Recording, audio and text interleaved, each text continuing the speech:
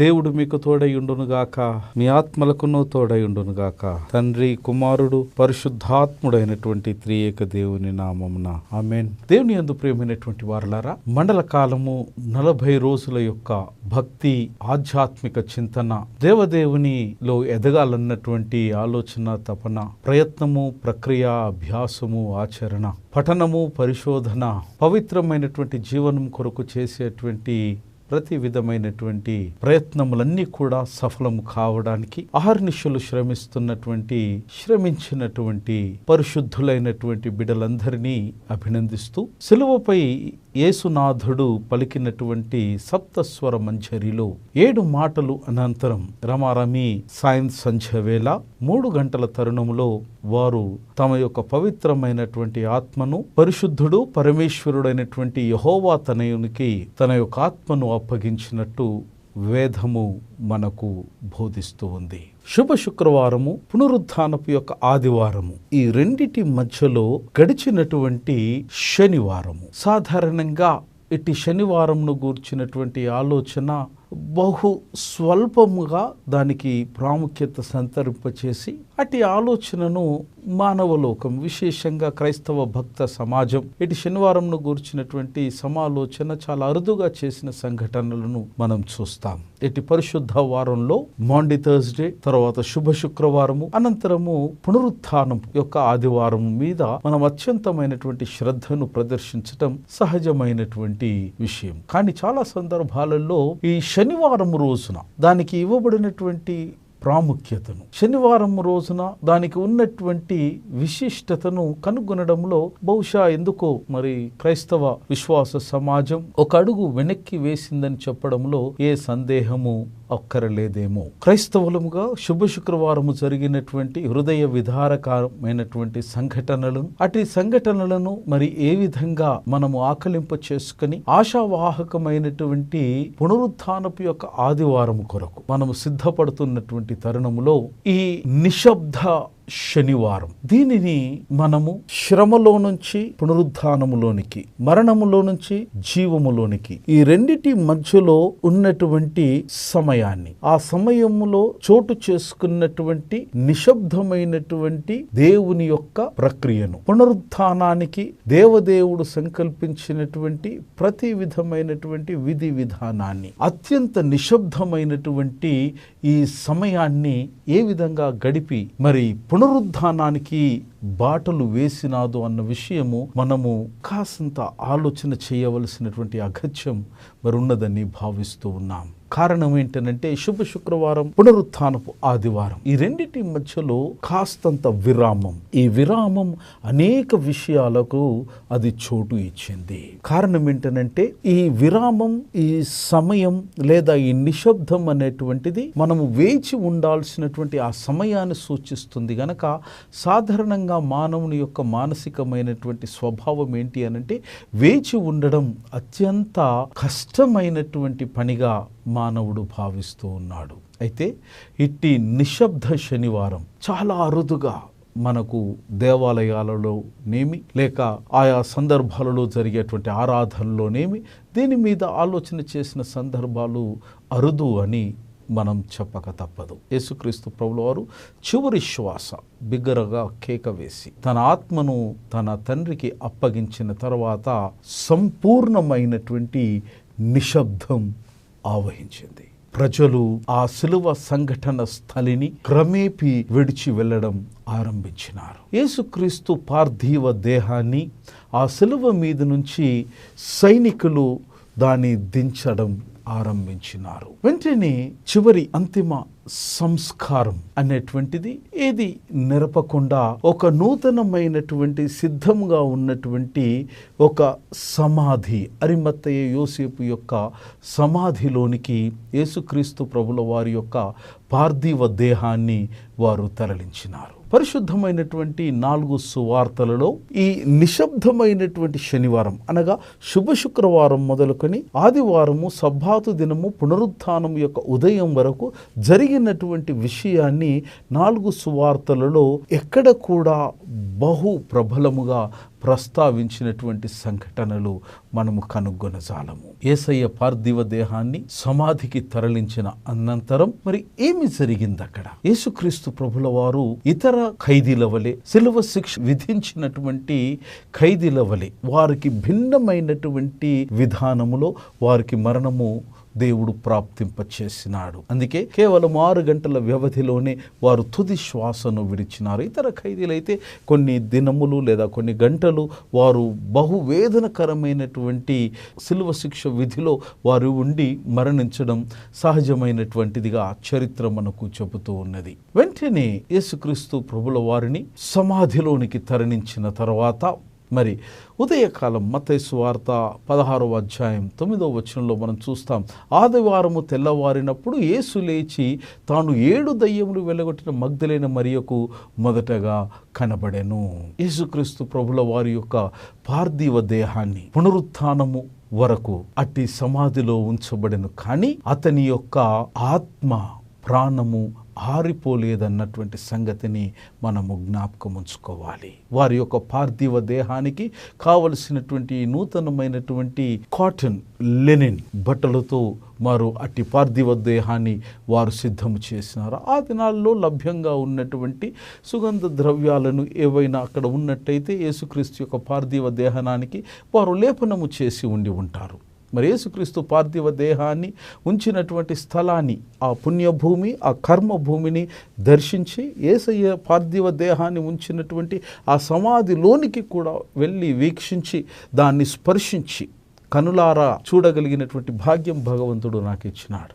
మరి అక్కడ యేసుక్రీస్తు ప్రభుల వారి యొక్క పార్థివ దేహమును ఉంచిన అనంతరం చాలా పెద్ద బలమైనటువంటి ఒక రాయిని దానికి మూసివేసినటువంటి విషయం మనం చూస్తూ ఉన్నాం. రాత్రి ఆవహించింది.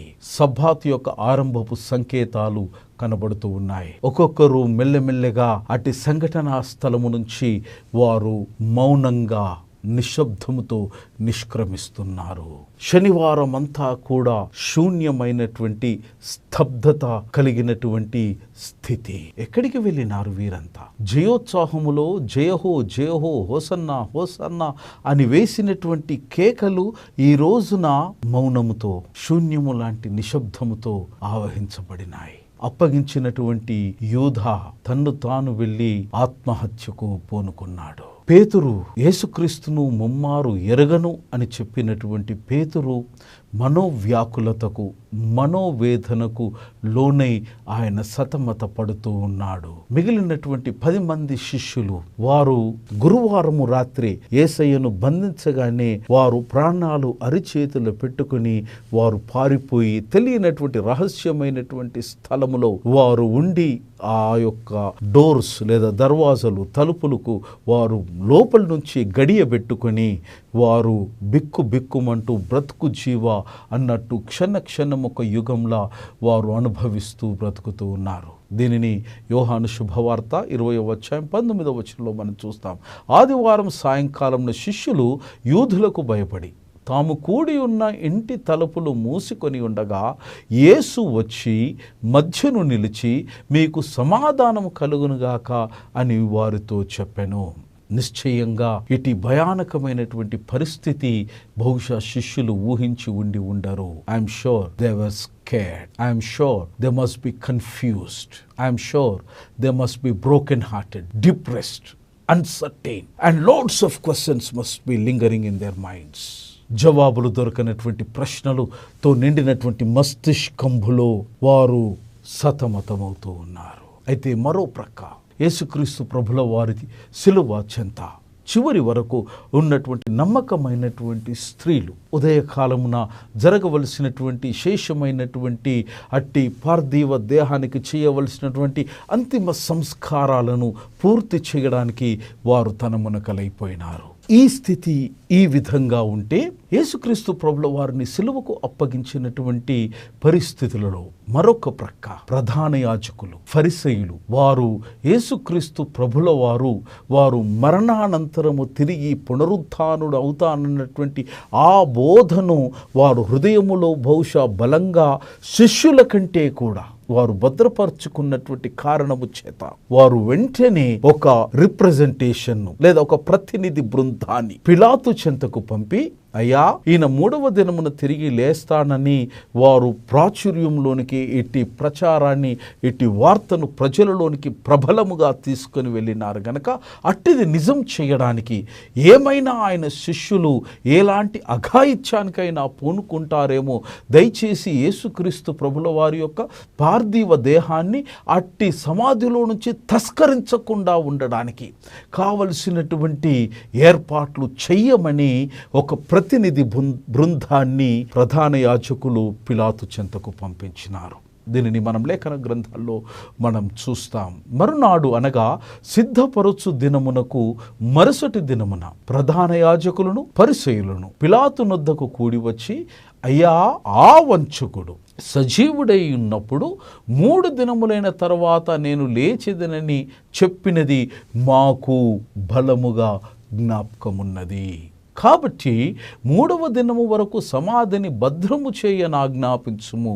వాని శిష్యులు వచ్చి వారిని ఎత్తుకొని పోయి ఆయన మృతులలో నుండి లేచినని ప్రజలతో చెప్పుదరేమో, అప్పుడు మొదటి వంచన కంటే కడపటి వంచన మరి చెడ్డదై ఉండునని చెప్పిరి. అందుకు పిలాతు, కావలి వారు ఉన్నారు కదా, మీరు వెళ్ళి మీ చేతనైనంత మట్టుకు సమాధిని భద్రము చేయుడని వారితో చెప్పెను. వారు వెళ్ళి కావలి వారిని కూడా ఉంచుకొని రాతికి ముద్ర వేసి సమాధిని భద్రము చేసిరి. మత్తయి సువార్త 27వ అధ్యాయం 62 నుంచి 66 వచనాలు.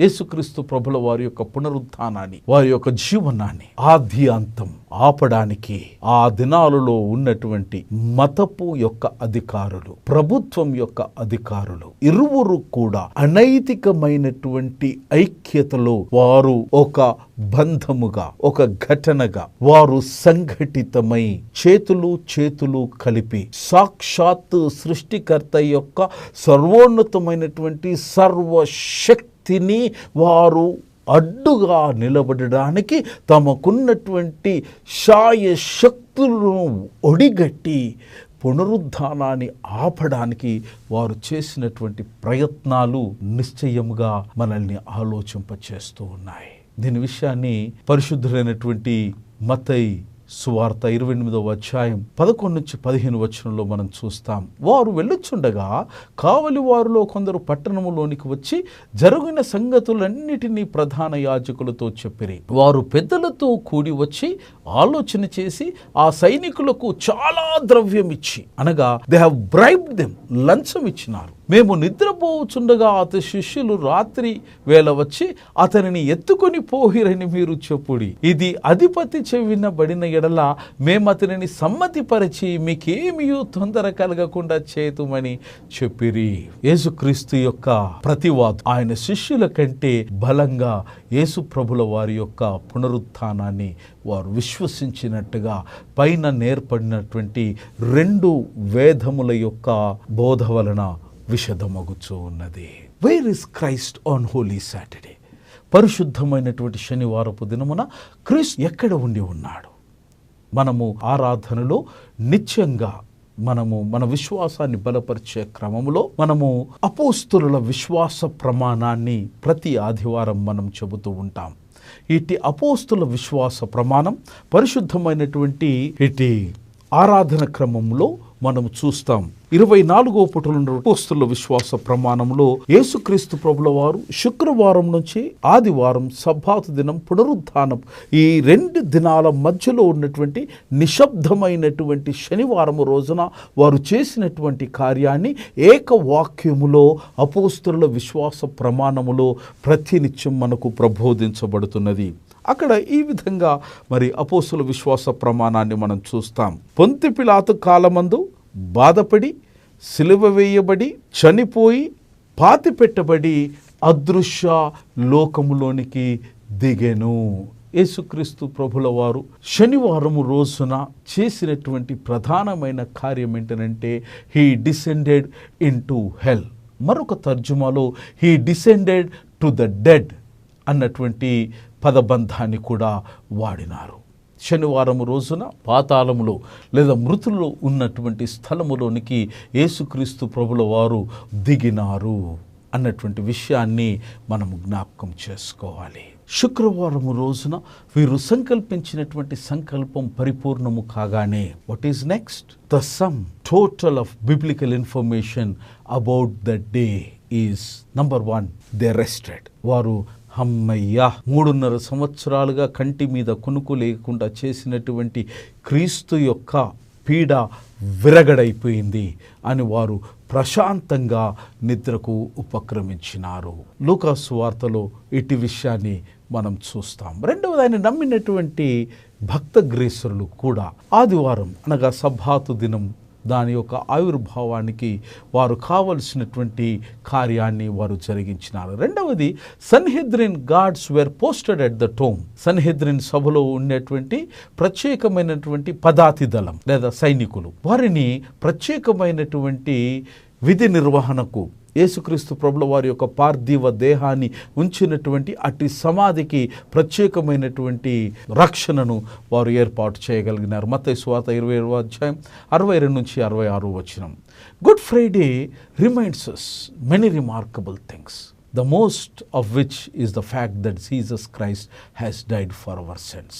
పవిత్రమైనటువంటి శుభ శుక్రవారం యేసు మన పాపాల కొరకు ఆయన మరణించినటువంటి సత్యాన్ని మనకు బహుబలంగా ప్రబోధిస్తూ ఉన్నది. ఏ భేదము లేదు.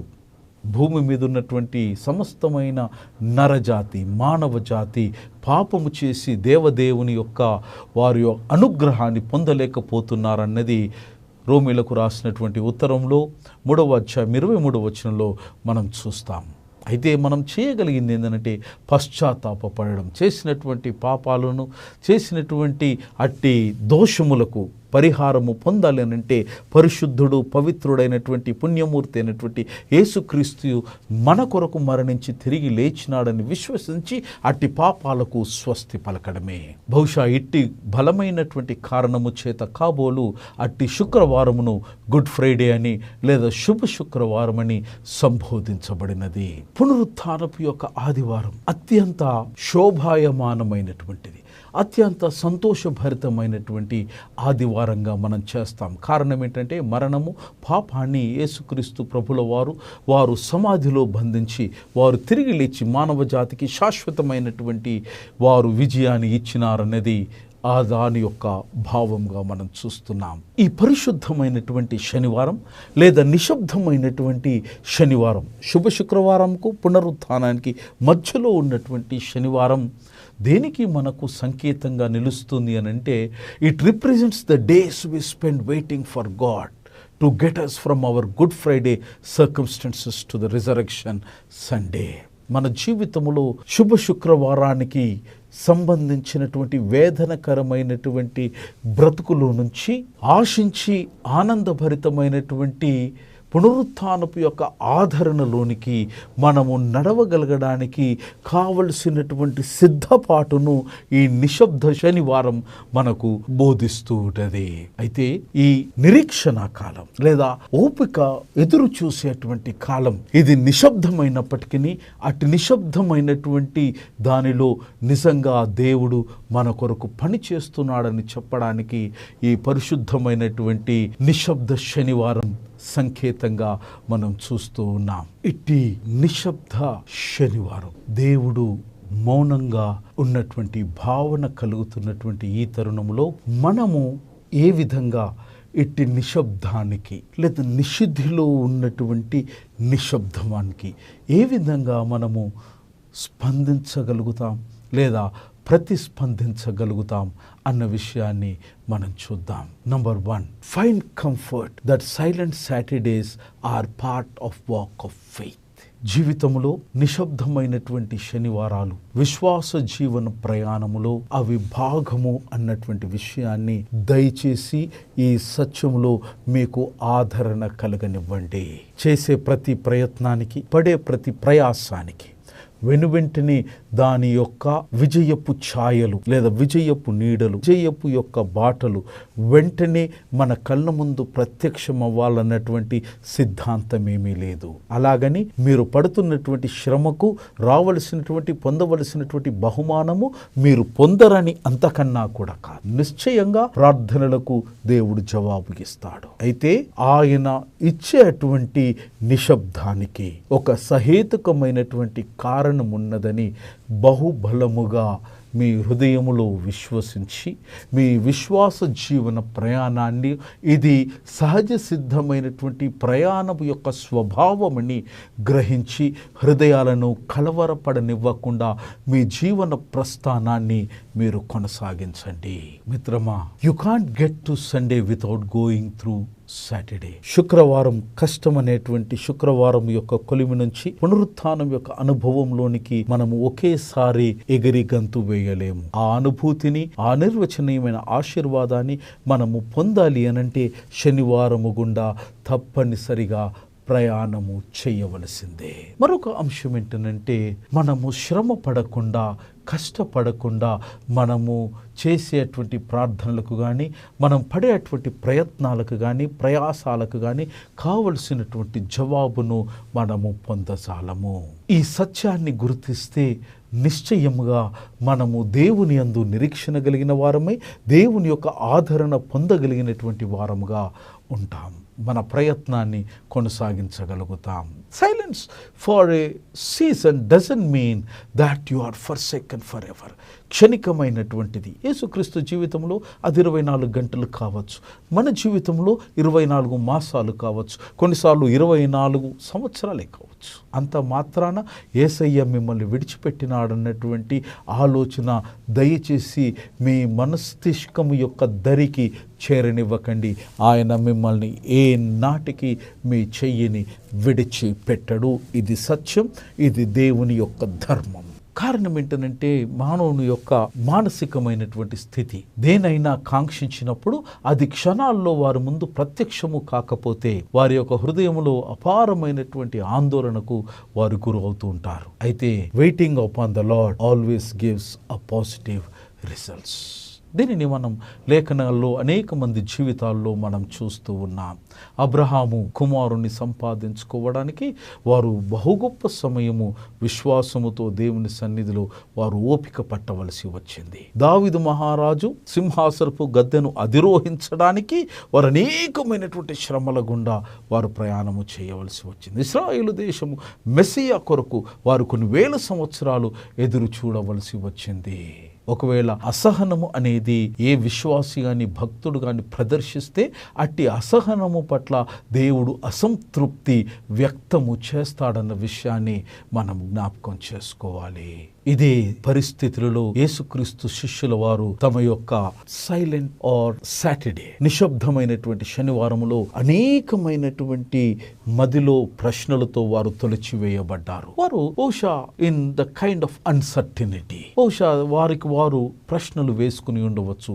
Why did Jesus die? యేసయ్య ఎందుకు చనిపోవలసి వచ్చింది? ఎన్ని ఘనకార్యాలు, మహత్కార్యాలు, చనిపోయిన వారిని లేపినటువంటి వాడు, ప్రవక్తలతో మాట్లాడిన వాడు, దేవదూతలతో పరిచర్య చేసుకున్నటువంటి వాడు, సముద్రాన్ని గద్దింపగా అది నిమ్మలమైన సృష్టి సహితమైన పాదానికి దాసులైనటువంటి సృష్టి ఎందుకు చనిపోయినాడు? Why wasn't Jesus Messiah? యేసయ్య నిజంగా మనం అనుకున్నట్టు మరి రక్షకుడు కాదా? If Jesus wasn't Messiah, how did he do all those miracles? సరే, ఆయన మెస్సయ్య కాదు అని అనుకుందాం జరసేపటికి. మరి ఏ విధంగా ఎవరు చేయనటువంటి అద్భుత కార్యాలను చరిత్రలో వారు చేయగలిగినారు? Now what's going to happen? ఇప్పుడు మన బతికేంది, మన దిక్కేంది, మన యొక్క ప్రయత్నం ఏంది, మన ప్రయాసం ఏంది? ఏ ముఖం పెట్టుకొని ప్రజలలో మనం ఇంటికి వెళ్తాం, తిరిగి ప్రజల్లోకి వెళ్ళగలుగుతాం? ఒకవేళ ఈ మతాధికారులు యేసయ్యను బంధించినట్టు మనల్ని కూడా బంధించి సిలువకు అప్పగిస్తారా? ఇలాంటి అనేకమైనటువంటి ప్రశ్నలతో వారు సతమతమవుతూ ఉన్నారు. Why do we feel like this? ఎందుకు ఇలాంటి భావన మన జీవితంలో కూడా ఏదైనా ఆశించినది లేదా ఊహించినది జరగనప్పుడు ఇలాంటి ప్రశ్నలతో మనం సతమతం అవుతూ ఉంటాం. కారణం ఏంటంటే we are not use to getting things without waiting. సహనము లేకుండా, ఓపిక లేకుండా మనము కాంక్షించింది వెంటనే మన కాళ్ళ చెంతకు రావాలన్నటువంటి ఒక మానసికమైనటువంటి స్థితి ఇలాంటి ప్రశ్నలకు, వెంటనే జవాబులు దొరకని అంతు చిక్కనటువంటి ప్రశ్నలకు ఇవి దోహదపడుతూ ఉన్నాయి. ఒకరి పట్ల మరొకరికి, దేవుని పట్ల విశ్వాసికి ఆ విశ్వాసాన్ని పెంపొందింప చేయడానికి ఇటువంటి సంఘటనలు చోటు చేసుకోవలసినటువంటి అగత్యం ఉన్నదని ఈ నిశ్శబ్దం అనేటువంటిది తప్పనిసరి మానవుని జీవితంలో అవసరం అన్నటువంటి విషయాన్ని మనం అర్థం చేసుకోవడంలో బహుశా మనము వెనుకబడిన వారమేమో. యేసుక్రీస్తు ప్రభుల వారు ఏనాడు కూడా భక్తుని యొక్క జీవితంలో మనము చేసే ప్రతి చర్య, వేసే ప్రతి అడుగు అది మీరు పొందబోయేటువంటి విజయానికి అది ఒక మచ్చు తొనకగా లేదా ఆనవాలుగా మారుతుందని వారు ఎప్పుడు కూడా మనకు చెప్పలేదు. That's a difficult truth. ఇది ఒక నమ్మలేనటువంటి చేదు నిజం. అయితే యేసుక్రీస్తు ప్రభుల వారు మన స్థితిగతుల మీద సంపూర్ణమైన అధికారం కలిగి ఉన్నారు. కానీ మనకు మన స్థితిగతుల మీద ఏమాత్రం అవగాహన సంపూర్ణమైనది ఉండకపోవచ్చు, సంపూర్ణమైనటువంటి అధికారము ఏమాత్రము ఆ స్థితిపై, పరిస్థితిపై, ప్రతికూలతపై ఉండకపోవచ్చు. ఇది సత్యము, యథార్థమైనటువంటి విషయము. కొన్ని సందర్భాల్లో it's okay for us to be uncertain as long as God is certain. దేవుడు నిర్దిష్టం కలిగి వారు మన యొక్క పరిస్థితి, ప్రతికూలత మీద వారు పరిపూర్ణమైనటువంటి అధికారం కలిగి ఉన్నప్పుడు మన కళ్ళ ముందు కనబడే స్థితులలో అది అధికారం లేదా అది మన కంట్రోల్ నుంచి తప్పిందన్నటువంటి భావన కలిగి ఉండడం ఇట్స్ ఓకే. ఎందుకంటే God is having control on it and is quite certain. ఇట్టి నిశ్శబ్దమైనటువంటి శనివారం మన యొక్క దృష్టిని దేని మీదైతే మన యొక్క విశ్వాసాన్ని కేంద్రీకరించినామో అట్టి విశ్వాసాన్ని పునర్నిర్మించడంలో బహు గొప్ప పాత్రను పోషిస్తుందన్నటువంటి విషయం ఈ రోజున జ్ఞాపకం చేస్తూ ఉన్నాం. చాలా సందర్భాలలో చేసిన ప్రార్థనకు వెంటనే జవాబు రాకపోతే ఒత్తిడికి దయచేసి లోను కావద్దని ఈ నిశ్శబ్ద శనివారం మనకు బోధ చేస్తూ ఉన్నది. It also serves to refocus our attention to what we are looking for. అయితే మనం చేస్తున్నటువంటి ప్రార్థనకు, అభ్యర్థనను అది మనం చేరుకునే అంత మట్టుకు కూడా మన యొక్క దృష్టిని దానిపైన మనము కేంద్రీకరించి లేదా దానిపైన మనము దృష్టించి మనం చేసేటువంటి ప్రయత్నాలలో ఎక్కడ కూడా లోపము జరగకుండా మనం ప్రయత్నం చేస్తూ ముందుకు కొనసాగాలి. ఇట్టి ప్రయత్నాలు కొన్ని సందర్భాలలో మనలో ఉన్నటువంటి ఆత్మస్థైర్యాన్ని దెబ్బతీస్తూ ఉంటాయి. మిత్రమా, చేసినటువంటి ప్రార్థన, చేసినటువంటి ప్రయత్నం అనుకూల ప్రతిఫలాలు ఇవ్వకపోతే ఏమీ జరగలేదన్నటువంటి భావన కలిగినప్పటికీ, లేదా నా ప్రయత్నాన్ని మాని మరొక ప్రయత్నం వైపు నేను ప్రయాణం చేయవలనా అన్నటువంటి ఆలోచన కలిగినప్పటికీ ఒక సత్యాన్ని జ్ఞాపకం చేసుకోండి. ఇట్టి నిశ్శబ్దంలో కూడా నిజమైనటువంటి దేవుడు నీకు తెలియకుండగానే నీ యొక్క ప్రయత్నాలను ప్రతిఫలింప చేయడానికి వారు అహర్నిశలు నీ కొరకు, మీ కొరకు, మీ పైన దృష్టిని కేంద్రీకరించి వారు పనిచేస్తున్నారని చెప్పడానికి బలమైన సందేశము నిశ్శబ్ద శనివారము. God isn't answering, so maybe I need to go in another direction. దిక్కు మార్చాలన్నా, వేరే ప్రయత్నాల ద్వారా నా యొక్క దిశను మార్చుకోవాలా అన్నటువంటి ఆలోచన కలుగుతూ ఉండవచ్చు.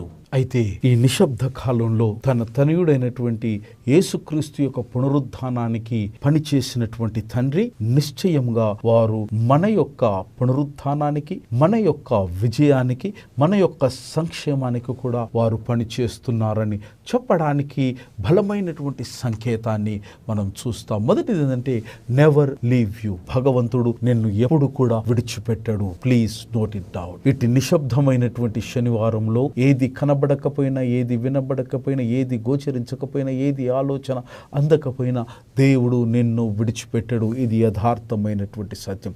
But also that he goes before you. అంతేకాదు, ఆయన నీకంటే ముందు నీవు నడవవలసిన మార్గం గుండా ఆయన నడుస్తూ ఉన్నాడు. వారు చెప్తున్నటువంటి బలమైన వాగ్దానం ఏంటంటే God's promises that he will never leave them.